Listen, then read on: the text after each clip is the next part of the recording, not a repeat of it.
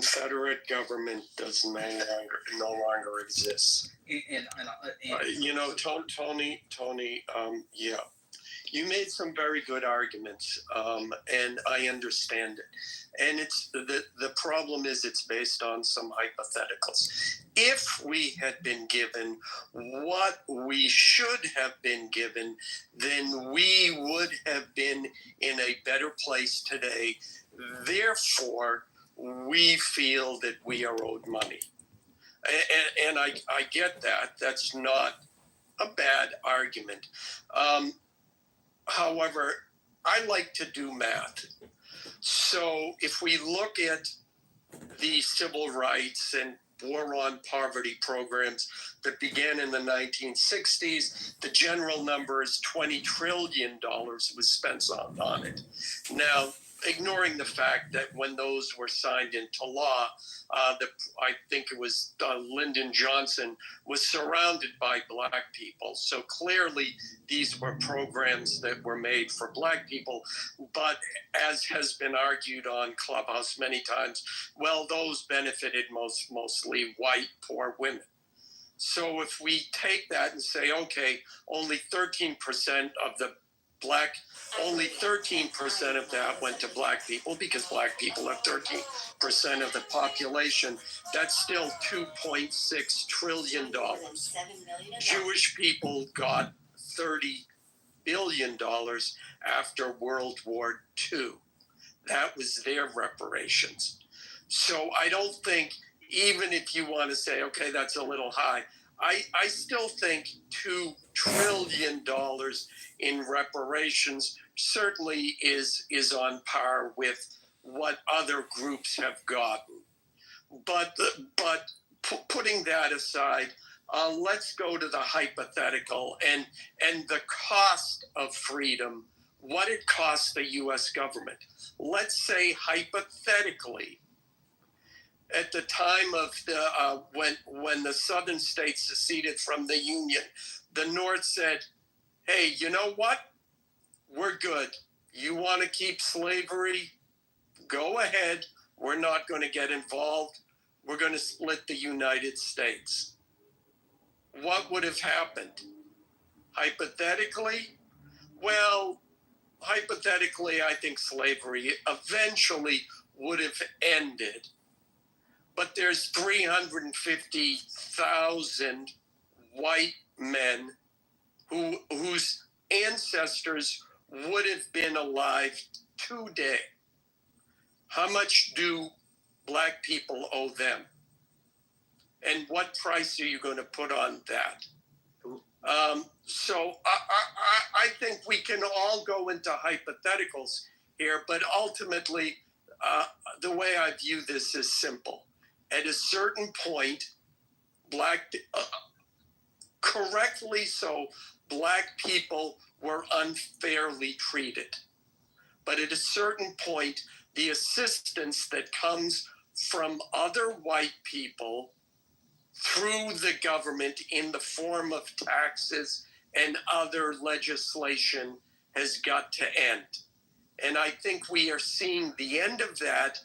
And I view the whole discussion of reparations as a desperate attempt to keep that money flowing. And it's got to end. And people are getting tired of it. As a philosophical ending point, I'll say, read the book Bleak House by Charles Dickens, and you'll understand the psychology of all of this. So let's go back to what Brad was saying. He said something about the different races, different things like that. I think it was called servitude, slavery, or something like that, or whatever I read up on. A lot of people that came here, they was offered to come to America. Come here, work for 10 years, you're offered land and a house and some other stuff. I can't remember exactly what it was. I know that's just the main part I remember. They was actually offered something.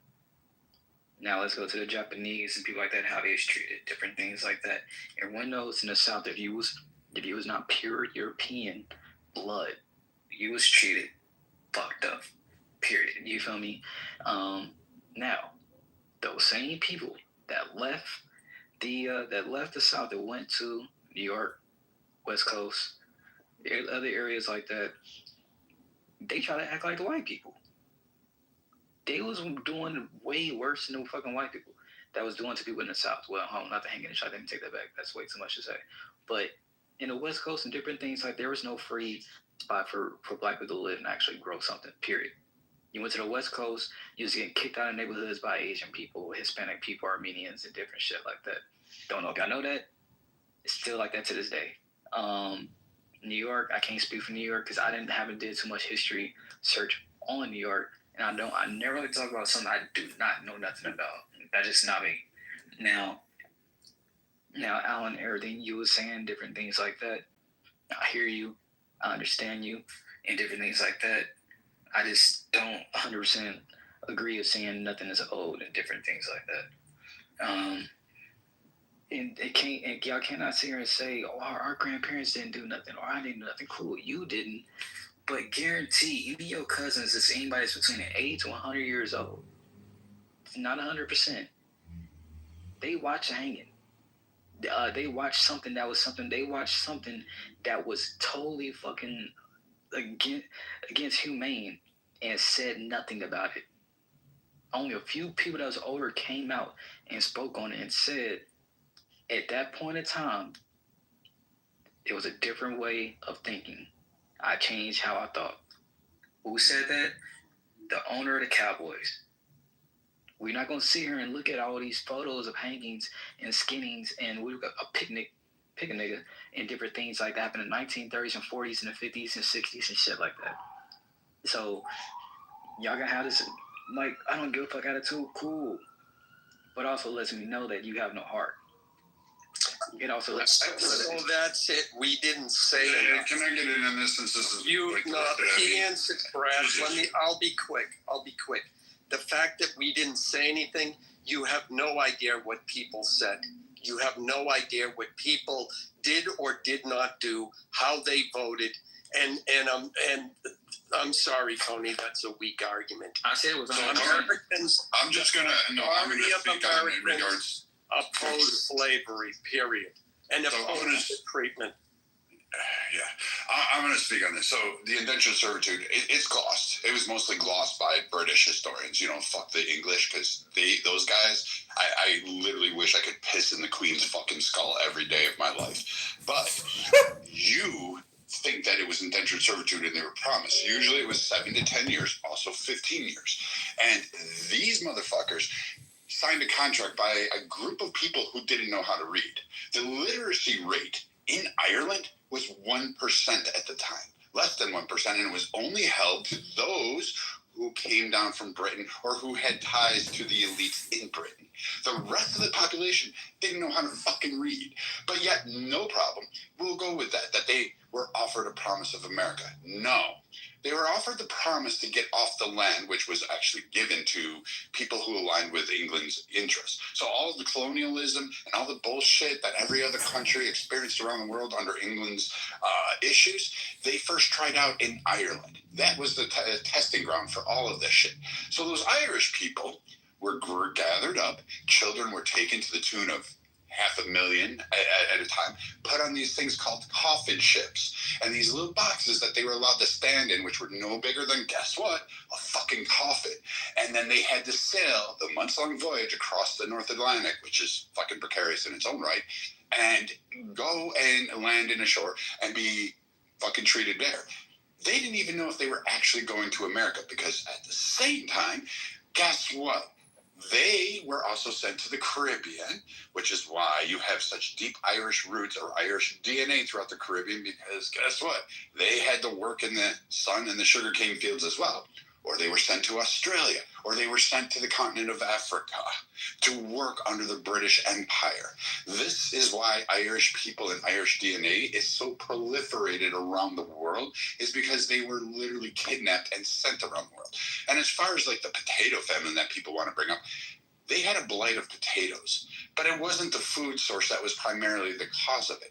What was the issue of it was that Britain, when there was plenty of food in Ireland at the time of the potato famine, was actually taking all that food and hoarding it up. So when other nations knew of Ireland's struggles, such as the Native Americans in the United States, Middle Easterns, King of Spain, and they tried to send food stores to Ireland to save starving people because they're on an island, they were blocked by, guess who? The twat waffles, buck teeth, fucking red coat, fucking wannabe, pompous ass, inbreded cyst of fucking humanity, the English. So those fucking cock waffles were nothing more than just a parasite on it. And yes, they were conquering. They did a lot of conquering shit. Hats off to them for doing it. The redcoats, blah, blah, blah, blah. But you know what? Fuck them. I don't really care. If you dropped a nuke and fucking on Princess Diana's grave, I would do a Irish jig.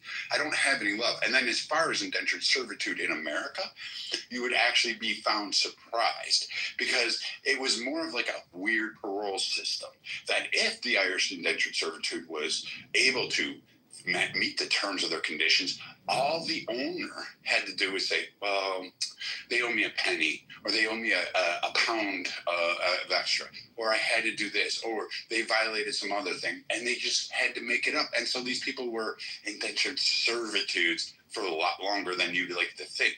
And usually they were released when they were well past the age where they could keep up with the younger ones. So yes, black slaves were treated, but so were white people. And I suggest you read a little bit more about what was called white cargo back then and actually understand it.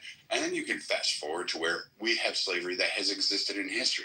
And you don't hear me crying about it. And as far as redlining goes, that people bring up all the time, again, you forget that women were redlined, Jewish people, Black, Hispanic, Irish, all of these people were redlined. We have a whole demographic of it. We literally have this whole system in place where people are like, nah, we're going to redline whole groups. And banks could do that shit. But the only time that you hear about it is, again, when a black person says, we were redlined. But no other groups are sitting there going, yeah, we were redlined too, but somehow we beat that shit. We just decided to build another town. I don't know, but Brad, you realize... Yeah, so again, I didn't cut you off with your rant, so you can... I thought you was almost done, my bad. And when we go to Jim Crow era, I would say anybody directly affected, we owe reparations to. What you are accounting for is, again, a blanket thing due to the fact that everybody sold probably some member in your family a long time ago that you have no recollection of, no historical evidence of, and nothing to actually present. Somebody's going to say, hey, here you go, this happened. There's a lot of shit that happened in the world. And a lot of you have this whole notion that we can't go over to Africa and sue them. We can't sue this because they weren't nations back then. Well, you know what?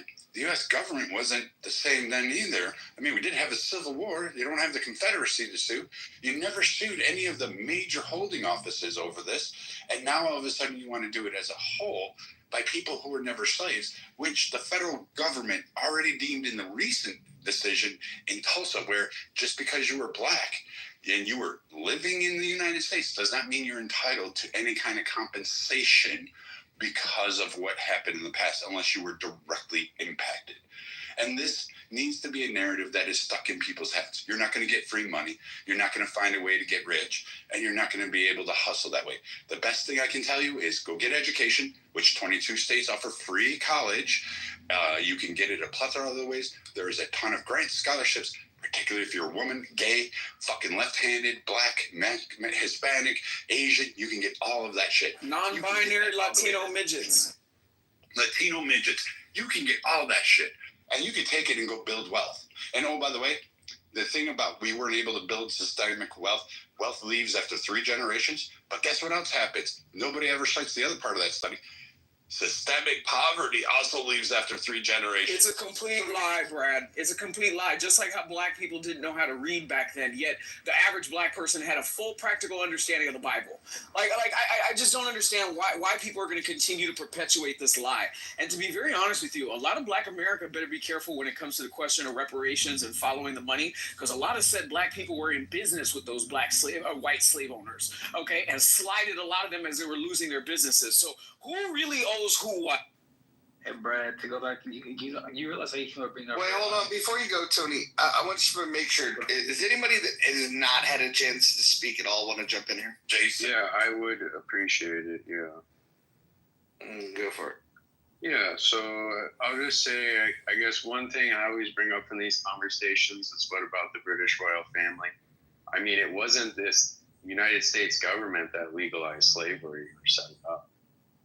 You know, it was the British royal family. They're still around. No one says, let's sue the British royal family and various other noble houses. I mean, lots of British people's retirements, people in Scotland and Ireland and all throughout the British Empire, their retirement was based on shares in slaves in the colonies and revenues derived from that. Those estates are still intact. There is actual continuity of government there. And for any nobles that are still around, I mean, they didn't make new nobles after the 1700s, so we're not very many. So you're going to see a lot of these estates, you can trace it right back to the proceeds of slavery. No one really talks about that. I mean, it's not the colony's fault that there was slavery in the colonies. It's not the U.S. government's fault. And in fact, the U.S. government had to solve that problem and figure out what to do about it. And I don't think, what are we looking at here, 70 or 80 years? I don't think 80 years is such an unreasonable timetable on which to resolve that. Let's say 90 years. I don't think 90 years is so unreasonable.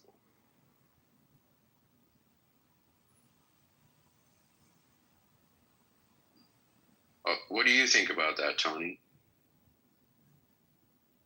I don't know. I got lost. I thought you were just talking to Ryan. You were just talking to me. My bad. I was reading something. I was trying to look up something. And see, what part of America would otherwise be responsible for paying reparations for slavery?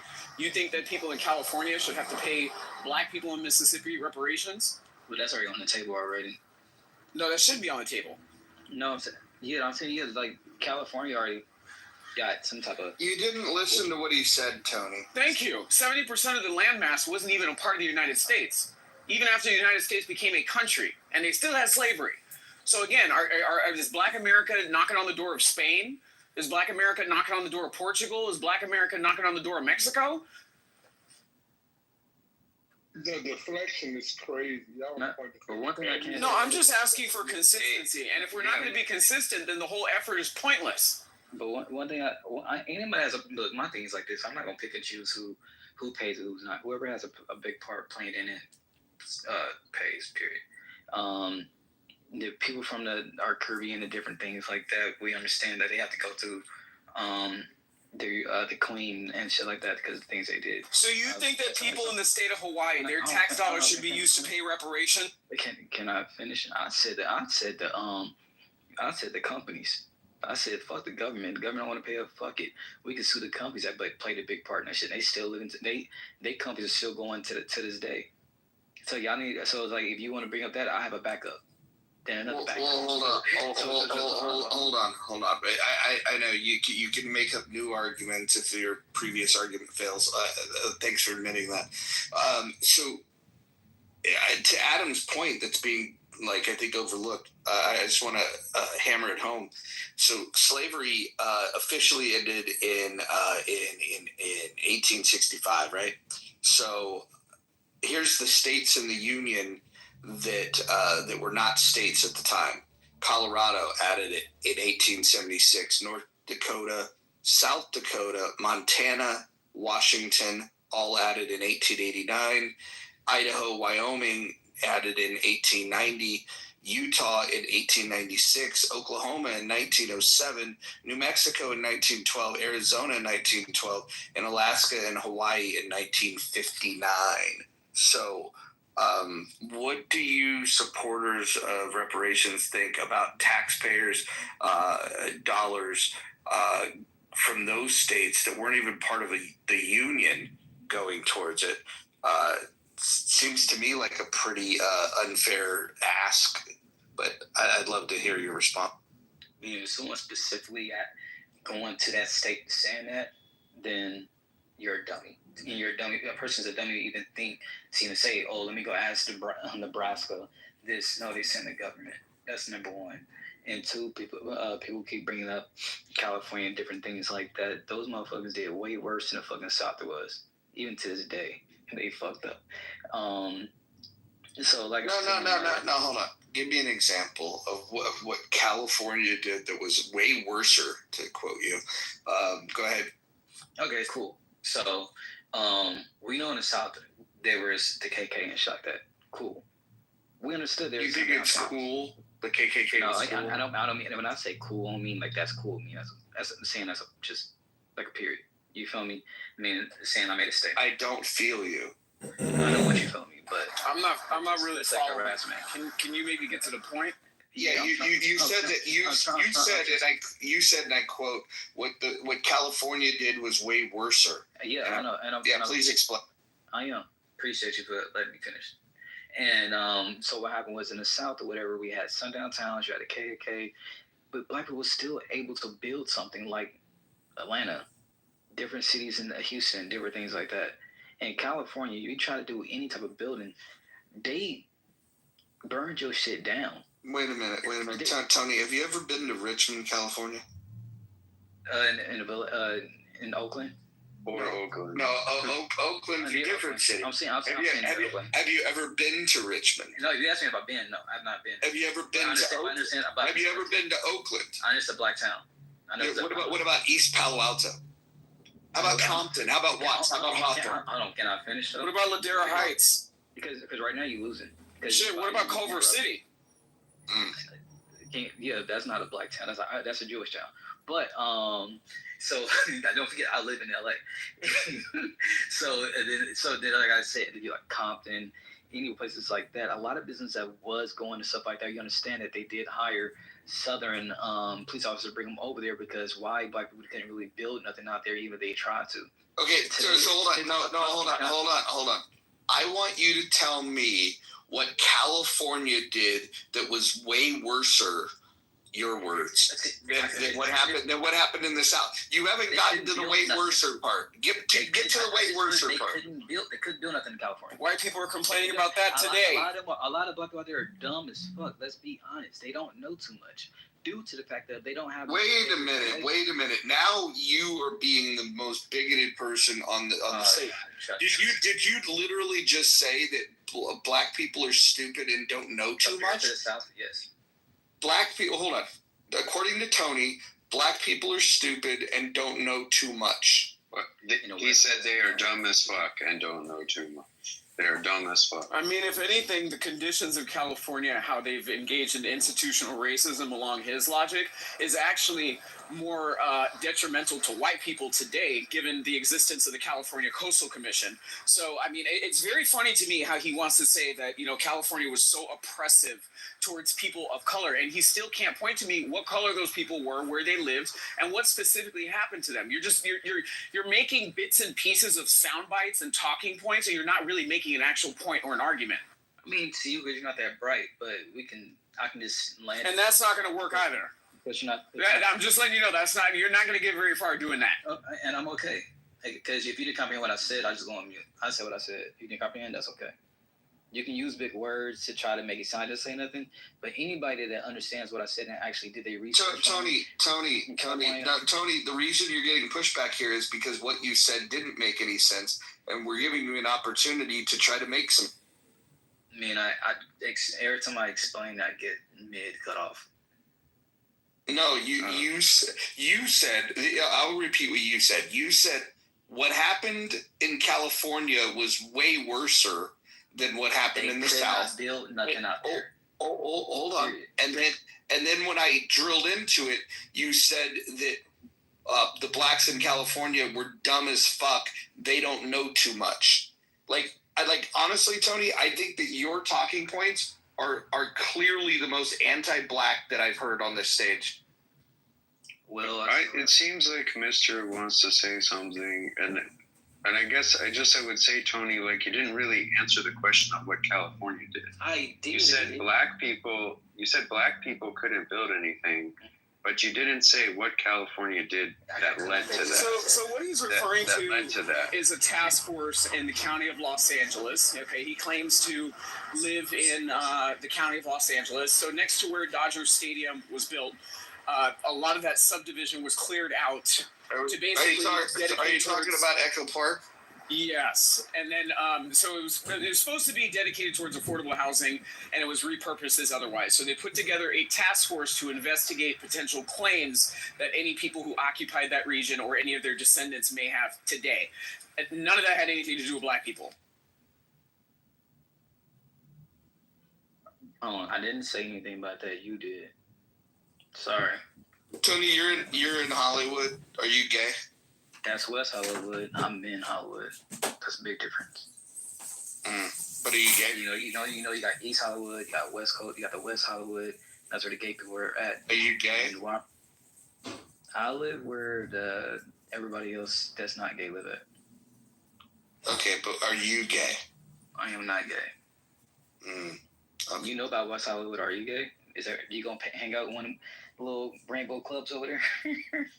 No, when I went to Hollywood, I would hang out specifically at the Troubadour. That was my hangout. Huh? Well, I stay on Vine and that's it. Have you ever been to the Troubadour? The what? The Troubadour, the most popular club next to the Whiskey in the history of Hollywood or LA in general. Probably have not. No.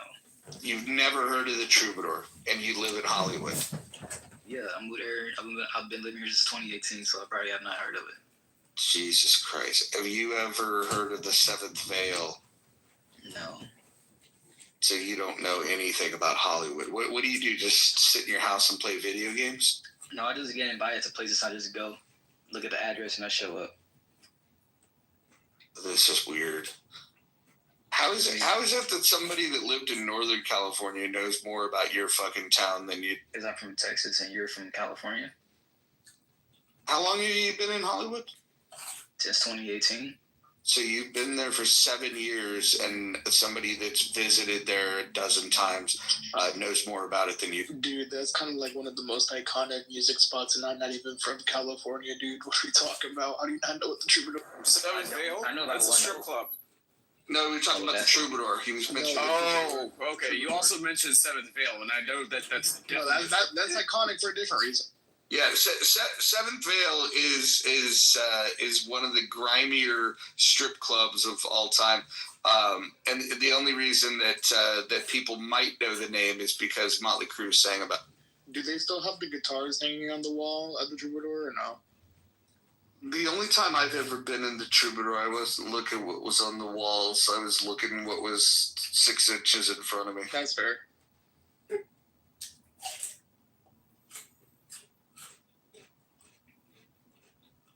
It's fucking wild. It's amazing. Hey, Can I answer the question on why? I know about the Viper Room. Hold up. Yes, you can, Hikima. Yes, you can, but I want to answer something from the chat. Harry asked, have you ever been to the Viper Room? I never went into the Viper Room, but I will say that I was in the Hollywood Hills at a party with friends the night that River Phoenix died at the Viper Room. And so there was a chick that came to that party, it was like fucking sun's coming up, and she was just busting out crying, bawling, and I was in Hollywood when River Phoenix passed away, but not at the Viper Room. I wasn't swanky enough for that. At that stage of my life, I was all about well drinks at dive bar. Okay, I want to answer real quick on why the government and not California or not some immigrant who just got here in the 1950s. Why it's the United States government? Because they legalized slavery, they enforce fucking slave laws, they suppress fucking slave revolts, they stole land from blacks after Reconstruction. Then not to talk about the redlining and the Jim Crow that happened afterwards, all sanctioned by the United States government. So it ain't about what state you live in. My state didn't do this, the government did. If you don't want to be part of the government, you don't want your taxpayer money to pay for it, then leave the fucking country. But that don't change the fact that the government, United States government, owed the debt. Not Mississippi, not Alabama, not Virginia, the United States government. Not Great Britain, not Spain, not fucking Portugal. The United States government owed the debt. The United States government owned slaves? No. Can somebody answer my question? No, it didn't. Okay, so allowing something and being the direct causation of carrying out a traumatic practice are two entirely different things. I don't think the government is responsible for that. Now, if you want to go after those individual slave owners, then I can definitely understand your case. But to go after the federal government for simply allowing something and not owning or engaging in that practice themselves, I feel like that's just inconsistent. You're not really holding the problem accountable. Did you miss the part where I'm saying that they suppress slave revolts?